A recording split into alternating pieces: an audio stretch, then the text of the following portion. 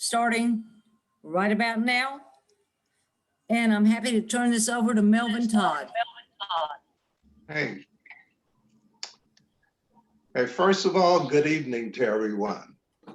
Good evening. This evening, the education team will share some of our work and our findings. The evening's program will be in two parts. Part one, the education team will share some of its work and findings. The team's objective is to develop new kids' activities, to do research and planning, and introduce our guest presenter tonight, Mr. Barry McNealy. Part two is a brainstorming session. We would like to hear your ideas for new kids' activities. Are people or organizations that we should talk to or interview? Our objective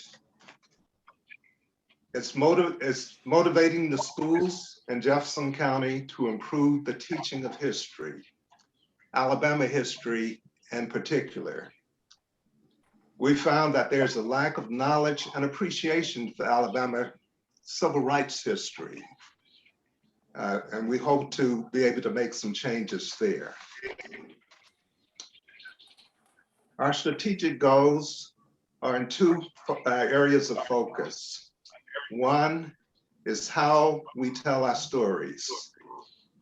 Two, ways to promote reconciliation.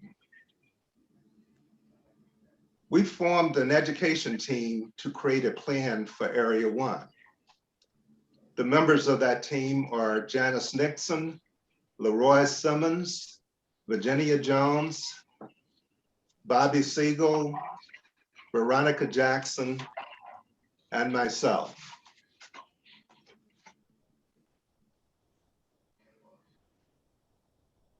The team's tasks: to conduct interviews with teachers, students, educational experts, to learn how civil rights being taught now, civil rights history being taught now. What is the best way to teach civil rights history? How may kids help bring about change in the teaching of this history? We'd like to also know which affinity groups or individuals want to collaborate with us to develop concrete activities for kids to be engaged in. And a brainstorming session to get your help in planning 1 to 2 activities that we may look into and explore. We have done the following, the interviews.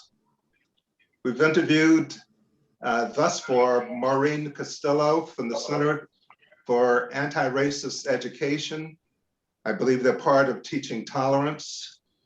Maury Shevin, the Morgan Project, Matthew Smith, Aliquest, Joshua Rothman, University of Alabama, and Freedom on the Move. Deanna Surcott, Greater Birmingham Arts Education Collaborative.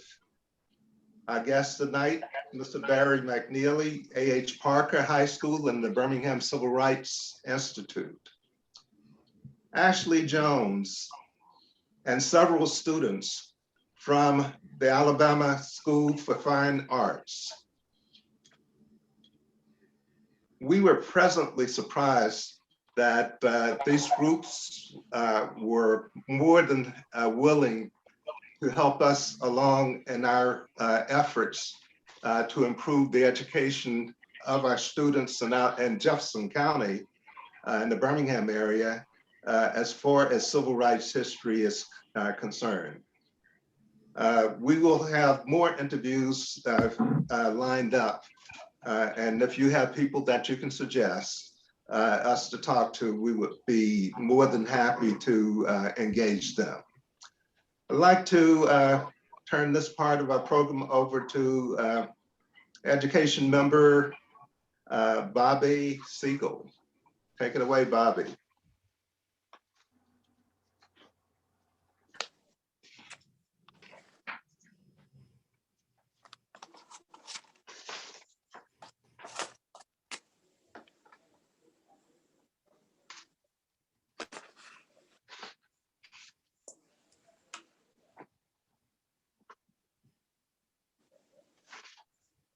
Bobby, I think you're on mute.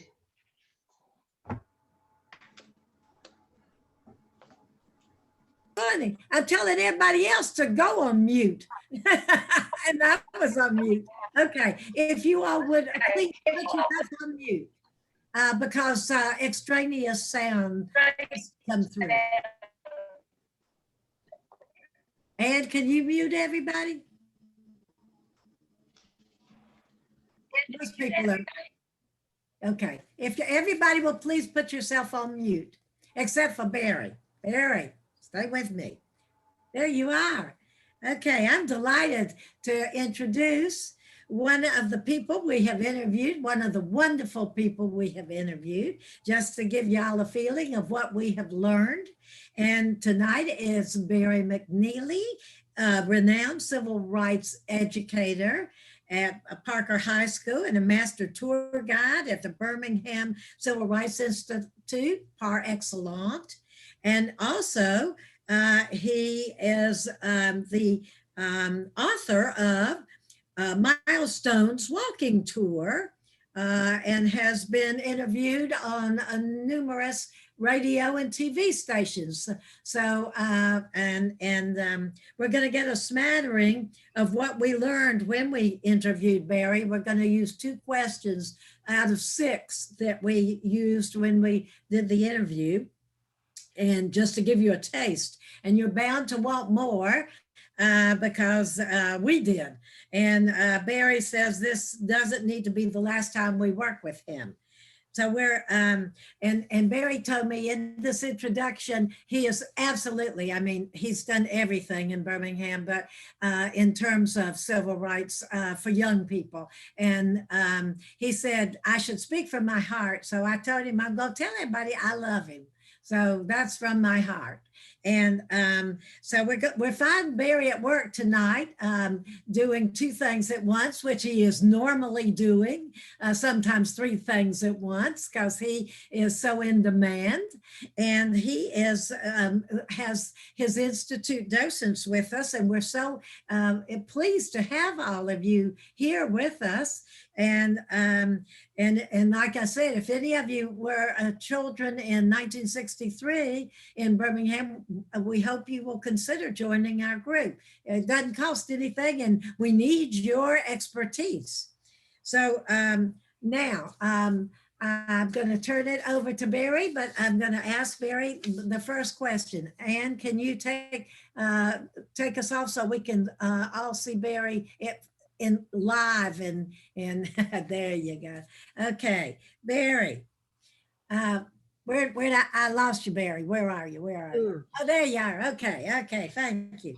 Okay, in your work at the Institute, I imagine you have interacted with students and teachers from throughout Jefferson County, not just Birmingham schools. What is your sense of how those students outside the city and inside the city, quite frankly, are learning about Birmingham's civil rights story? Well, before I say anything, I love you too, Bobby. I know. It's so nice. Now, I have encountered in my travels and in my career, I've encountered a number of students from the various systems in Jefferson County. As the education program consultant at the Birmingham Civil Rights Institute, a part of my responsibility is outreach. And so I've visited just about every high school and middle school in the county over the years. Outside of outreach, I've also had the life-changing pleasure of working with Bobby in a program that we called Peace Birmingham. And Peace was an acronym. I should say Peace is an acronym because Peace Birmingham continues now. Peace Birmingham, the acronym Peace is people engaged in a cultural exchange. And there used to be the National Coalition of Christians and Jews before they changed their name to the National Coalition of Community Justice. But this was a national program that brought people together. And so here in Birmingham, we started out doing the same thing, bringing Jewish students together with African-American students. And so that was a very eye-opening experience that allowed me to meet students from quote unquote over the mountain and work with them and their understanding of the civil rights movement. We would have one meeting at Temple Emmanuel and the next meeting would be at the Birmingham Civil Rights Institute. And I would get the chance to see what these students understood and how they felt about what they understood from studying the civil rights movement in their own individual schools. And outside of Peace Birmingham, well, I should say that came out of Peace Birmingham is the current Legacy Youth Leadership program at the Civil Rights Institute. And we recruit high school students from all over Jefferson County and actually beyond. We have students that sometimes drive as far as an hour away just to come to the program. And young people are young people. It really doesn't matter too much what zip code they live in. It really doesn't matter too much if they're in a magnet school or if they're in a IB school or if they're in a parochial school or if they're homeschooled. They tend to bring the same ideas. And a part of the reason I think they bring the same ideas is because the common denominator that a lot of them have in Jefferson County in the state of Alabama would be the textbooks that they use. And some of the textbooks, well, let me go back and say not some, but most of the textbooks that are used in the United States are authored to clear the requirements and the desires of officials in Texas. And over the years, we've seen that Texas and the way it adopts textbooks has been woefully representative of minority history, and that's intentional. And that spills over into other areas. And I shared an excerpt of the textbook that most of the students in this area use, and it's called The Americans. And in terms of the civil rights movement, I just snapped a photo from The Americans that talks about the Birmingham civil rights movement. And the thing is that you don't know what you don't know until you know what you don't know. And when you go into a classroom setting and your common form of reference is the textbook, well, when the textbook is not accurate or it is not forthcoming enough, because you can tell the truth, but you don't always tell all the truth. That can be damaging as well. And I want to call your attention to this particular passage. And if I can get Bobby, would you read that for me, please? Surely. More violence. 2 weeks after King's historic speech, 4 young Birmingham girls were killed when a rider in a car hurled a bomb through the window of the 16th Street Baptist Church. 2 more African Americans died in the unrest that followed. Okay, I want to ask for a volunteer to unmute themselves and tell me what is the problem with those 2 sentences? One of Well, first, go on. I'll let you know. I was gonna say, and then I'll turn it over to you. One of the problems is that there's no mention of the names of the 4 little girls or of the 2 young boys, and also this narrative of a bomb being hurled at them, as opposed to the planting. Okay. Thank you. Yes, and Carolyn. also like she was saying that with this first statement, it says that 2 weeks after King historic speech, the 4 young girls were killed with a rider in a car. That is not true. A rider in a car did not hurl a bomb in the window. And then they mentioned the girls, the children's name, or the young men name that was killed. It was 2 young men that was also killed that same day. So They don't even say that the girls, the bomb wasn't hurled through the window. It doesn't even say that the girls were black. It has nothing about that. And it leads you to think that all these were cause and effect, and they weren't cause and effect. I think the whole thing is very misleading. It also says that there was unrest afterwards. I don't think that's not how the 2 additional people, African Americans, died. There was no unrest. It was somebody that just was killed, a kid that was riding by on a bike. Right. As I understand it. Yeah.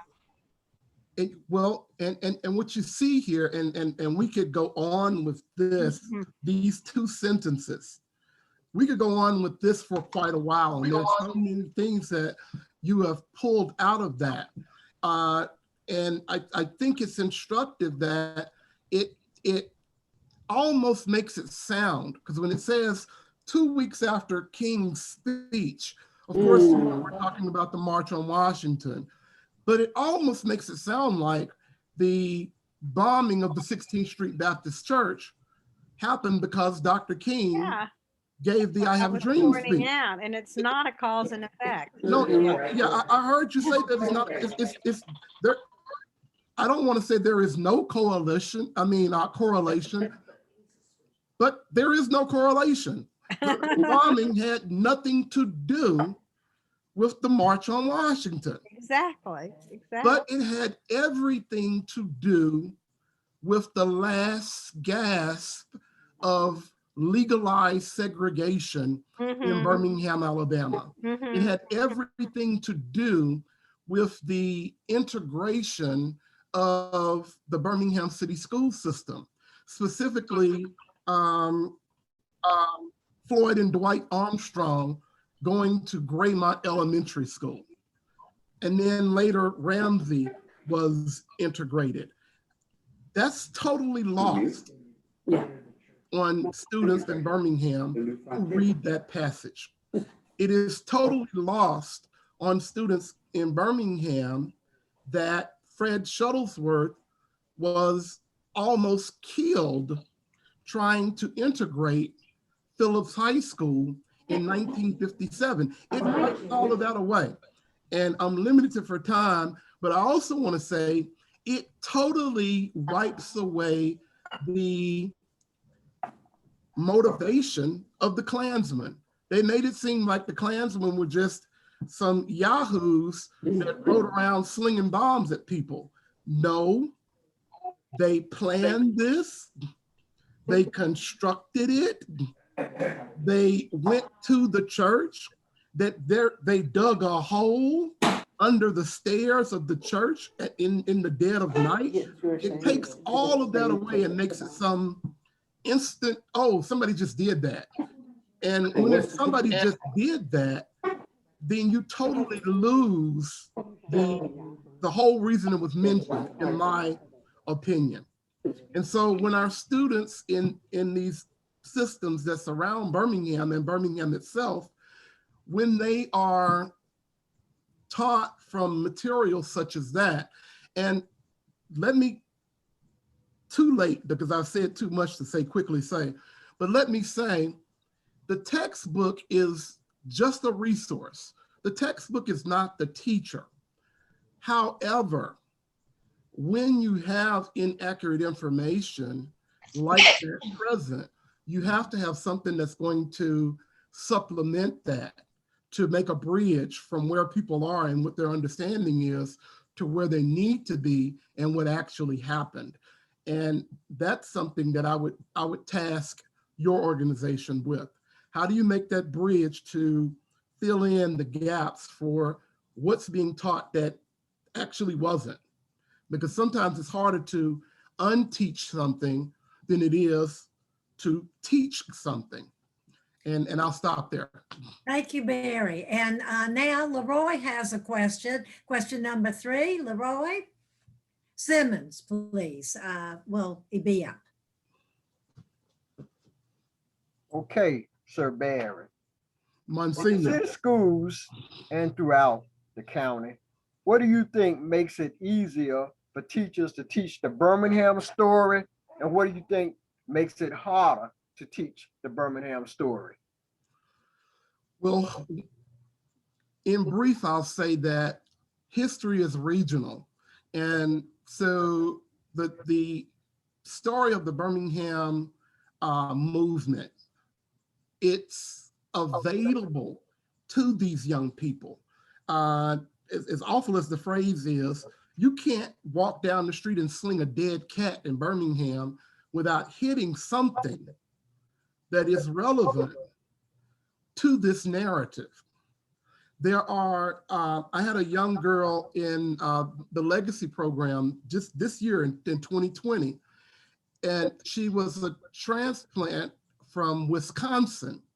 And, you know, being a kid, she wasn't thrilled about being uprooted and brought to Birmingham. But she went through 13 weeks of the program, and when it was over, she stopped me and she said, I never liked Birmingham before. And I want to thank you because now I see what an awesome city Birmingham is. And she was able to see that through walking down the streets that Martin Luther King walked down. She was able to see that through going to Bethel Baptist Church and seeing where the Freedom Riders spent the night across the street in Fred Shuttlesworth's passage. She was able to see, Brother Drew, she was able to see Dynamite Hill. And I want to share that with you very quick. Went to the wrong place. Let me stop that share. My bad. Moving a little too fast. That's what I wanted to share. Now this is Center Street. Leroy, you are very familiar with this. And Jeff Drew, you're familiar with this. So as we look down Center Street, it is an ordinary, normal street in a residential neighborhood. And if you didn't know the history there, then you missed the fact that there were 50 bombings set in this one neighborhood. You missed the fact that right here, Mary Means Monk is going to initiate a lawsuit, Monk versus Birmingham. And she's going to move into this house. And when she moves into this house, as a result of Monk v. Birmingham, allowing Black people to live on the left side of the street. Just the idea that there was a certain side of the street that people could live on can explain and open the eyes so much of young people to see what segregation was like. But she moves into this house, and 3 days later, her house is bombed. She fixes the house and moves back in, and her house is bombed again. Her house is going to be bombed 3 times before, well, I shouldn't say before, but her house is going to be bombed 3 times by people like the Knights of the White Camellia. It's a little too early for the National States Rights Party, but it's not too early for the Ku Klux Klan. And they are active in this community. And if you went right across the street and you looked at Our Lady Queen of the Universe Catholic Church, this church, because of the presence of the Catholic Church in Birmingham in the civil rights fight, opening hospitals and schools to serve people without regard to the color of their skin, this church was bombed. These are things that we can use in our classrooms because this is the city that these young people live in. They can actually go and visit these places. They can make their own video documentaries about history all around them. And this is just a portion of Dynamite Hill. I could go up this street and take you to Jeff Drew's house, and he could tell you about his experiences there. And what I really am impressed with is this idea that now we are in this modern COVID world and technology is opening up to us. We have the ability to go anywhere into Birmingham, pull up these sites, and pull up an entire discussion around the events that took place and the individuals who were a part of those events and the consequences of those events using real world places. And it can get them out of that textbook that might not be telling them things, if not accurately, fulsome enough for them to get the total understanding. And I will stop sharing my screen.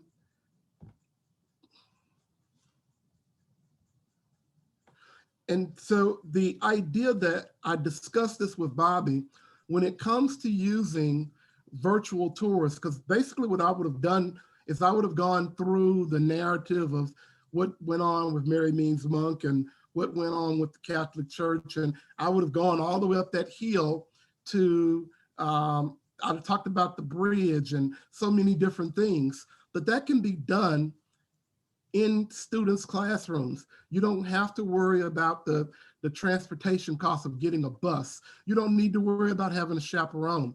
And what it also does in a wonderful fashion is it takes that history and it puts it in a present day format where today's young people can access it, even on their telephones.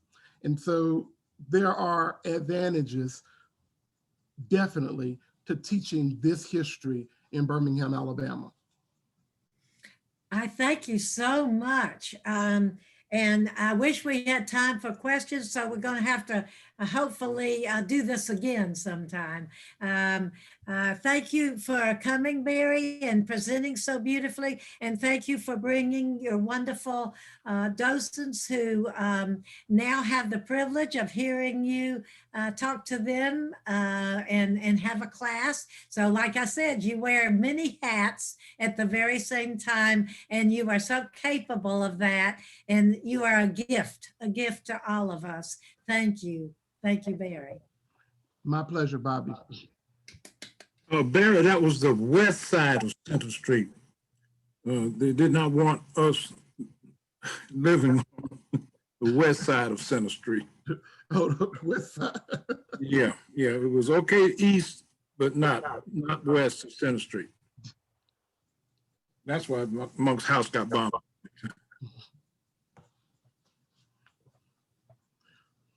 This is Linda. I just want to thank you for having us and let my docents know that our time with this group is ended. So our class has ended tonight. Thank you for coming. Bye-bye. Oh, thank you. Oh, and let me say this, Bobby, they're not my docents, they're Linda's docents. Okay, sorry, Linda. And you know, Thank you. anybody who wants to stay on, you're welcome. So we'll continue with our findings. But it's sure good to see Dale Long. Dale, when Barry was talking about 16th Street, I was waiting to hear from you. Dale? Is he gone? Barry, are you still there? Lynn, has it ended? Well, it's over officially, yeah. Yes. Okay, thank you. You're Thank welcome you to for stay on coming. as we talk about the rest of our findings. Leroy, I see Leroy still there. yeah, do you want to Absolutely. read your slides? Carolyn, we have been invited to stay on, so if you want to stay on, you can. Okay, I say, Carolyn, did you know that Dale Long was on, he was on the Zoom, he's down in Texas now, but he was in the church. He was at 16th Street Church when that Sunday when the bomb went off. oh, He survived the blast. uh-huh. He lived just about 2 blocks away from Greymount School. Okay, okay. So he's very familiar with trouble like that, Leroy.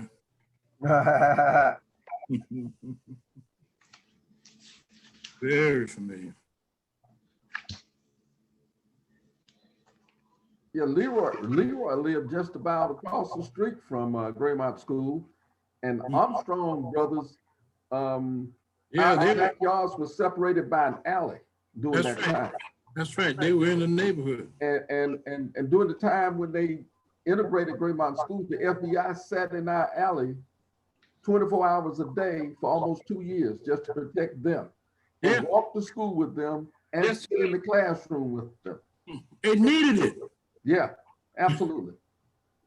They needed it. So that's what the kind of stuff needs to be taught. Exactly. The kids have to have value for it for somehow. And we And need you know what?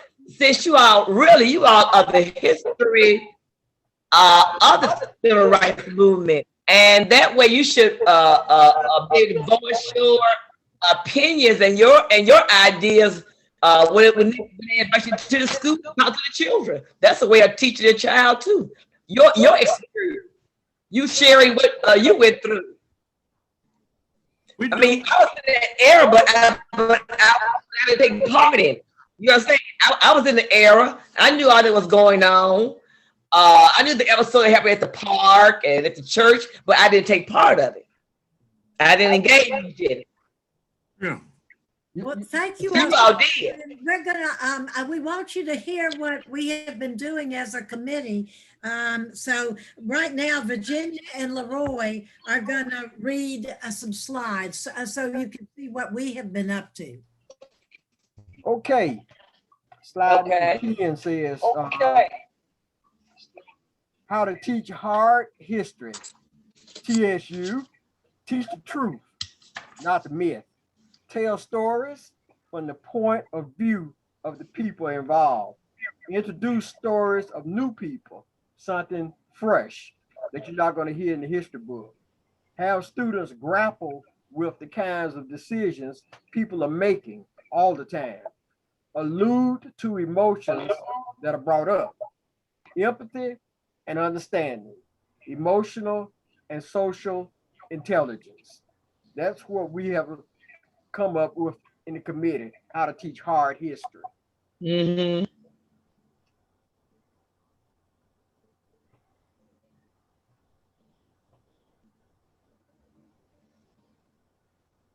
Now, you know, in teaching, may I talk, please? You're on mute, Virginia. Oh, you know. This is Carolyn. I'm so sorry, I was on mute.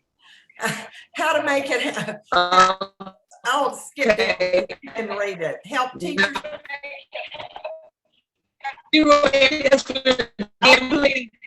Leroy. Go on. Help teachers feel at ease, model for them how they can teach the hard history, offer teachers small things they can use like our stories. We're seeking to get the school administrators' blessings, influence curriculum at the state level, work with affinity groups, and find teachers who are eager. Mm-hmm.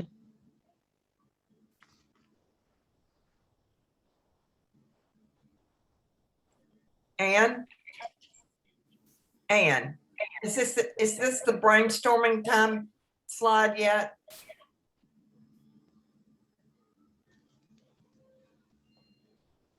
Yes, it is. I'm getting you to that slide. Okay. Now, given what we've learned, what activities could kids in Birmingham 1963 conduct to help? And this is just a way for all of you that have not been in on the interviewing process to share your ideas. We're not gonna comment on each other's ideas. This is just kind of a way to throw things out there, and then we'll all work on ones that we think we can do. And so we're really looking forward to hearing your thoughts. If you've got connections with teachers or administrators or resources, we'd love to hear them. And I'm going to go ahead and put this question in the chat so you can remind yourselves, and I'll stop sharing the screen. Okay. I'm a retired teacher for the Birmingham school system, and I taught kindergarten for 30 years, and I taught it 2 years in Georgia. Can y'all hear me? Very well. Yes. When it was time to teach, when we had African American Black History Month, I would always read my little kindergarten children a lot of stories, and we would I would draw pictures of certain African Americans, and they would take it home and just give them a little speech to say with that picture. And then on the program, they would stand with that picture in front of them saying, I am Harriet Tubman, and what Harriet Tubman, that's one little sentence. And that's the way I would do mine. But most they would really enjoy the stories, really. The stories of African Americans. And then when we work at the museum, volunteering now, Barry would always send us out to the schools to read stories to the children too. And the little kindergarten children. That's all we ever did, kindergarten through, I say second grade. And they would really enjoy the stories we told them. Thank you, Carolyn. Those are some great ideas. Anyone else have something you'd like to share or an idea? I just wrote in the chat, but I'm not sure everybody is reading the chat, that what is in the textbook and what is in the standards is not always what is actually being taught. And I'm wondering, I think kids could find out if they're, well, with some more digging, if there are some teachers who are doing an exemplary job of teaching the civil rights movement at different levels of the system, interviewing those teachers about what they do and what they have that they could share with other teachers. That's a great idea. When I was at, I got my bachelor's at Auburn University, and I had a professor there, I think his first name is David Carter, that did civil rights history. And he was it's at the college level, but I remember in his class, he cried. He told our class that he cried every semester when talking about the Birmingham bombing, because he made sure to hammer home to students, people don't remember the names of these 4 little girls. They remember that a bombing happened, but we forget the names of the victims. Instead, we often remember the names of the perpetrators instead of looking at what actually happened. And he did a lot with showing videos. And I think that he did oral history in Birmingham. And I think that his dad was actually involved in oral histories in Birmingham as well. But he is a very kind of, I think I've talked to Barry about him as well, just a very impactful teacher. That'd be good to know. You don't suppose that's Carl Carter's? I think it might be, but because he was telling us that his dad was also a civil rights historian. I was like, well, there you go. He's in our group. Yeah, it might be him. For that. We might have to look him up. Anyone else? Yes, Judy. You're muted. I left Birmingham in 1972 for college, so I don't know what is going on in Jefferson County today, but I do know that in Massachusetts, they were teaching something about the Holocaust to all the schools. And it was, what was it called? I'll have to think of the name of it, but there were people, volunteers, that went from school to school, and they taught a unit about the Holocaust to certain grades. And they had this one unit, and they would spend 2 or 3 days at that school and move on to another school. That's an idea. What was it called? Something like Teaching History and Ourselves. I'll find out and send it to the group. Are you familiar with that, Bobby? That one's out of Houston, I think. Teaching History and Ourselves or something like that. Yes, yeah. Well, it came all the way to Massachusetts, and it was supposedly fabulous. And in Miami, they actually, in Florida, they have a law that Holocaust has to be taught, and they teach the teachers how to do it. That's what we need for Alabama for civil rights. That's right. This is what you need. That would be even better, but maybe creating a unit to teach at a few different levels would be half the job's done. And it would be a good idea to teach the teachers, because your teachers now, they are very young and they didn't even experience it. The teachers at my age group, they did, but teachers now, they didn't experience that. Yes. They have to be taught and show interest. Teaching history and ourselves, I think is. I think that point of training, either having people come in or training the teachers in the curriculum is really key, because on the one hand, people mentioned today a lot of the teachers are very young and they don't know. That's right, and they didn't experience. But you know, even before that, way back when the Birmingham Civil Rights Institute opened, I wrote an article about it for the Los Angeles Times, and I interviewed Odessa Woolfolk, at that time head of the Institute. And one of the points that, you know, they were very already proactive at the very beginning in developing teacher training materials, because she said, you know, in terms of, I mean, she was very honest. She said in terms of the white teachers, they were embarrassed and ashamed, and they didn't really want to tell the kids what happened. And so they really had to be provided with the appropriate materials to tell the story. And that's right. So I think, you know, that is just the teacher training part of it is really, really key. Very important. Maybe they need some examples 1 year or 2 years to see somebody teach it, so they become comfortable with answering questions and maybe not being embarrassed. You know, I can imagine that in Birmingham, there are people that have Klansmen in their ancestry. And you got to face that as well. I mean, I'm not quite sure what would come up or why somebody wouldn't be comfortable. But my suggestion is for the group, and with maybe our help, is to create maybe some units.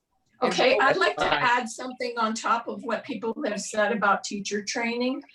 That I agree that we should consider teacher training, but it's complicated.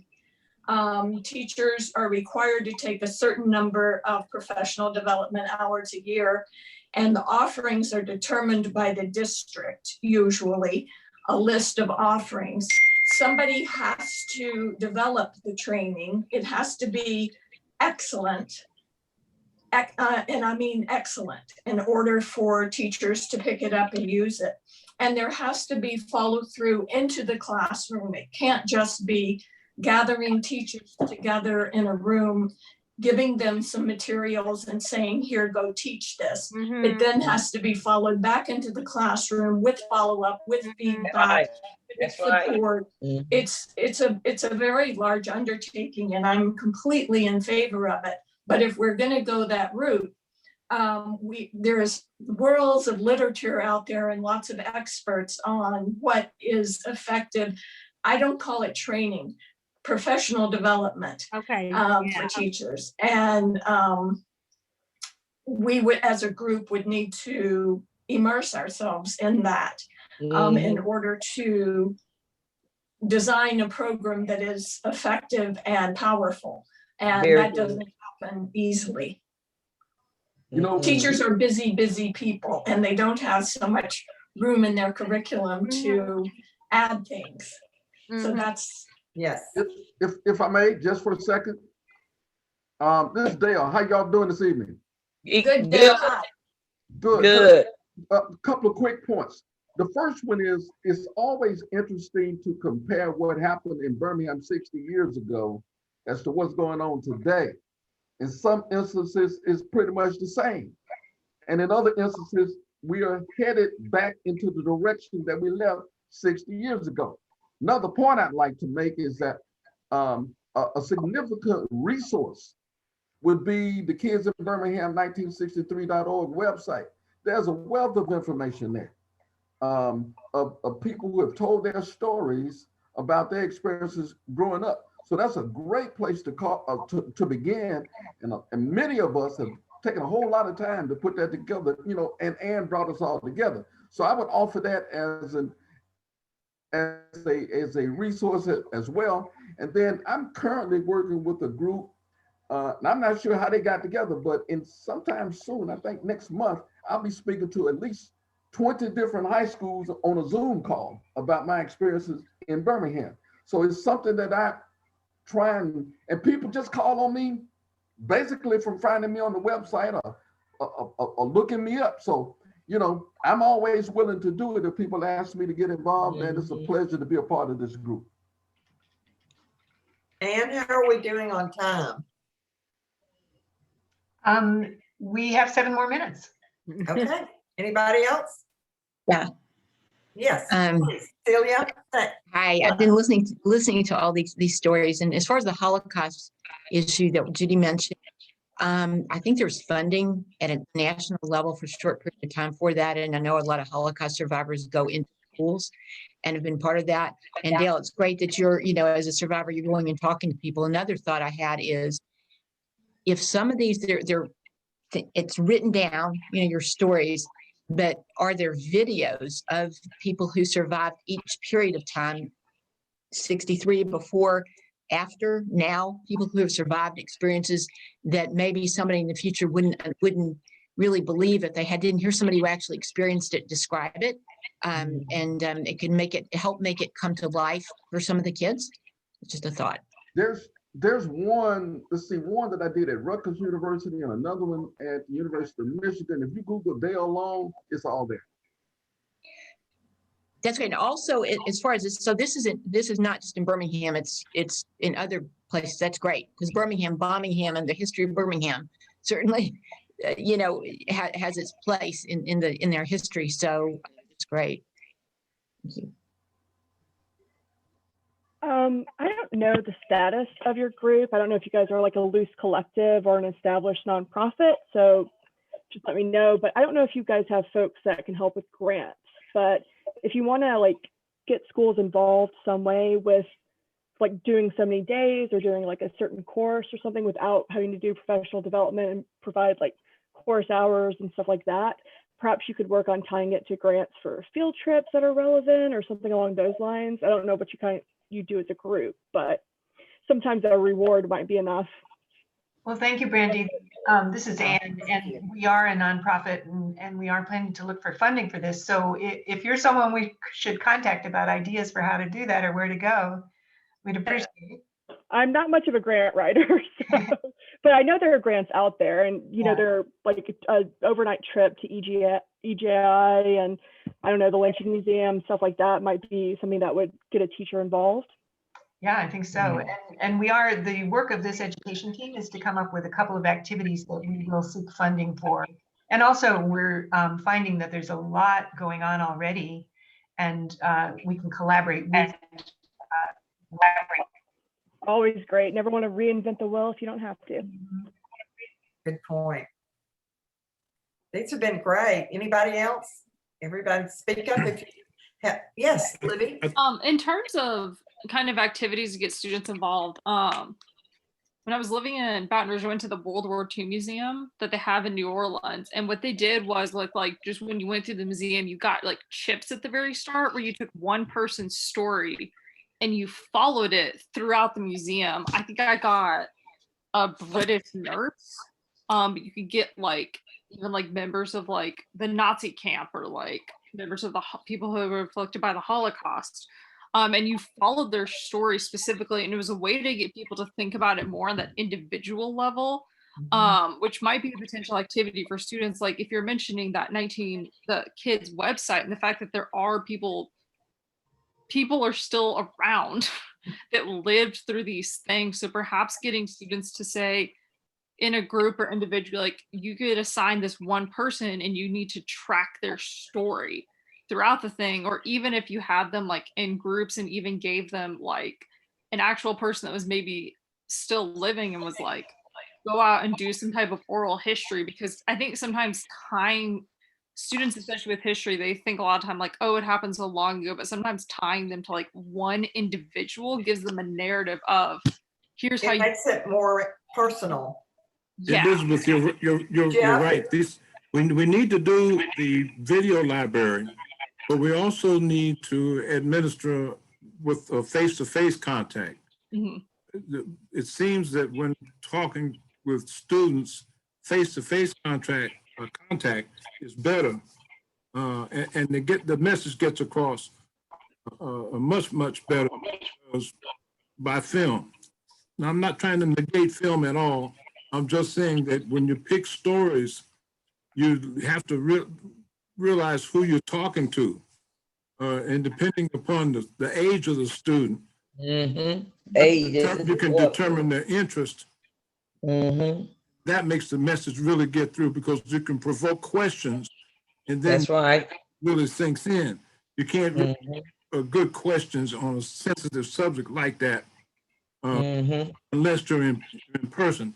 I'd like to see the age group be a little older myself, but I guess I'm not an educator, and Carol and you and the other teachers here know this than I do, but I do think that face-to-face contact is best, because you can kind of draw from your library of stories that will match the interest of the kids. And that's true. What Barry said right at the beginning, he said that they wanted to find out from the kids what they thought about the civil rights movement. If you don't capture their curiosity, whatever you have to say is just going to be over their head. That's right. So once you have that value, you can really succeed. And that, to me, it has to be done. You got to really break it down for each grade level. The only thing I know is kindergarten level. Hang on just a minute. Judy has something she wants to say. Yeah, I'm thinking about when I started understanding what was happening in Birmingham. And it was a time in my life that there was something going on. There was a book called Values Clarification. You guys remember that? And there were a lot of exercises in there to do with students, such as everybody with blue eyes stand there, brown eyes over there. Then you switch, everybody with glasses over here, without over there. Everybody white, everybody black. And then anyway, this values clarification book had all of these activities in it, if I remember correctly, that could start, maybe I don't have it anymore, but maybe there's something in there to engage to get started.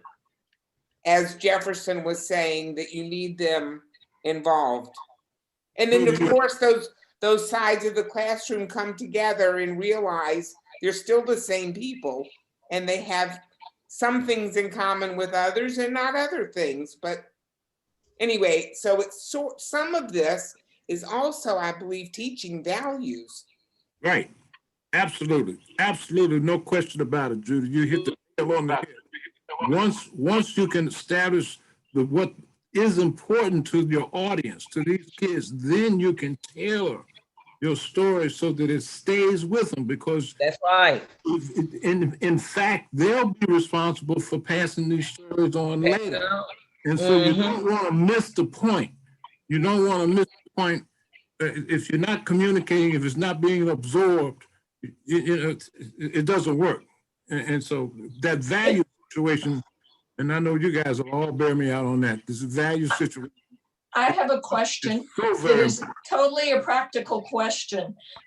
Is in Alabama, is there a 4th grade requirement to teach Alabama history? Yes. Okay, so 4th grade is an entry point, a really clear entry point for teaching about the civil rights movement. Maybe the earliest, not that it's not taught in 1st grade, 2nd grade, but as a major piece of the curriculum, the social studies curriculum in 4th grade, because that's where Alabama history is taught. So targeting teachers who are teaching Alabama history already is another place to look to try to get in the door. Yes. To find out, first of all, find out what they're teaching, because I'm sure there's some teachers who are exemplary, like Barry.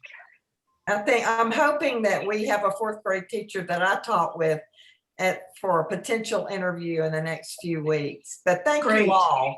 I'm the traffic cop tonight, and Ann says our time is up. So thank you all for your ideas. Okay, thank you. Thank you. And Melvin has Thank you. Don't leave yet. Melvin has a final word for us. Yeah. Yeah, I'd just like to say thank you to everyone first, and to let you know that we appreciate the information that is the suggestions you've just given as far as the brainstorming is concerned.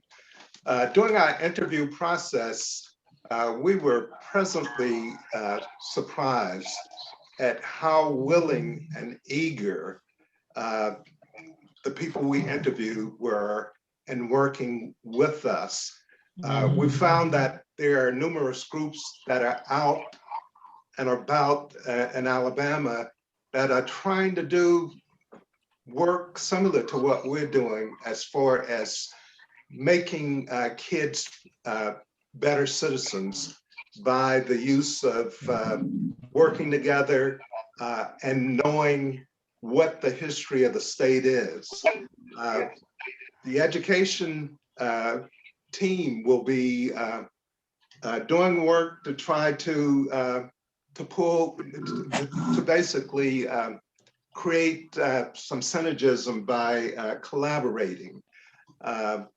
We basically feel that there is a mutual benefit to collaborating with other groups. And since there is not one group that is joined together, KISS Birmingham 1963 might be the group that can pull us all together in some kind of alliance or collaboration so that we can share our energies and meeting the individual goals of each organization.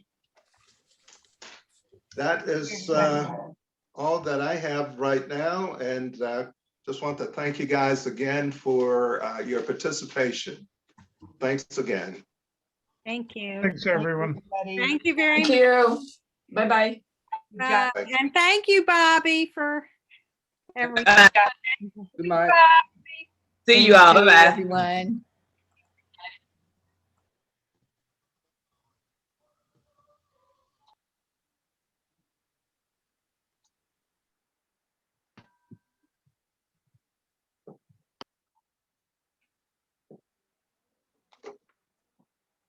Bobby, you're on mute.